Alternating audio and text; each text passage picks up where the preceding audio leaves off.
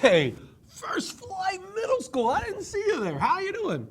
Hey, this is Mr. Bryson with your afternoon announcements for Tuesday, September the 3rd. I want to make sure that everybody recognizes and realizes there will be no school tomorrow, or the next day, or the next day, or the next day, or the next day. Everyone out there, make sure that you are safe and you are prepared for this hurricane. Now, sports. All sports practices are canceled for today. Don't forget, no sports activities. However, if you're on the volleyball team and you haven't seen Mrs. McLean today, make sure you stop by her room. She needs to see every girl on the volleyball team before the end of school today. So make sure you stop by there. She's got some important information. Football and soccer, you're canceled for the rest of the week. There'll be no games, no practices. Be ready to go on Monday. Now, since today is Friday for us, even though it doesn't feel like a Friday, we got a Science Friday today. It is all about hurricanes. Violent winds, driving rain, killer waves. These are the hallmarks of a hurricane. Also called cyclones or typhoons, hurricanes are giant storms prowling the world's tropical seas.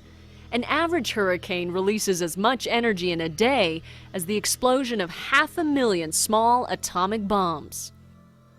Hurricanes form in the summer and fall when the sun heats vast stretches of tropical ocean to over 82 degrees.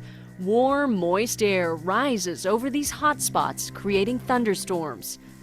Upper-level winds and surface winds then come together, forming a circular pattern of clouds known as a tropical depression. When the winds exceed 39 miles per hour, a tropical storm has developed. When the winds reach 74 miles per hour, a hurricane is officially born. Inside the storm, bands of rain up to 300 miles long meet in the eye wall, the most violent section. Here, winds of up to 200 miles per hour spiral upward. Within the center of the hurricane, downdrafts of dry air create a strangely calm area called the eye. Fully formed, a hurricane may stretch over 500 miles in diameter. That's a storm nearly the size of Texas and reach a height of 9 miles. Most of these storms spin out over the open sea, but in an average year, 2 or 3 will strike the mainland of North America. And when they do, the damage can be catastrophic. Most dangerous is the storm surge, a wall of water that sweeps across the coastline where a hurricane makes landfall. About 45,000 people were killed by hurricanes in the 20th century, including some 15,000 in the United States. Hurricanes are also costly in dollars. 1992's Hurricane Andrew was the most expensive natural disaster in U.S. history, causing more than $25 billion worth of damage. Scientists are searching for better ways to predict the path of a hurricane.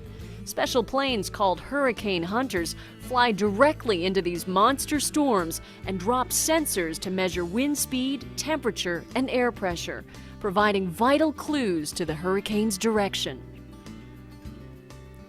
New 3D models are also helping scientists understand this awesome force of nature and provide quicker and more accurate warnings to anyone unlucky enough to be caught in its path.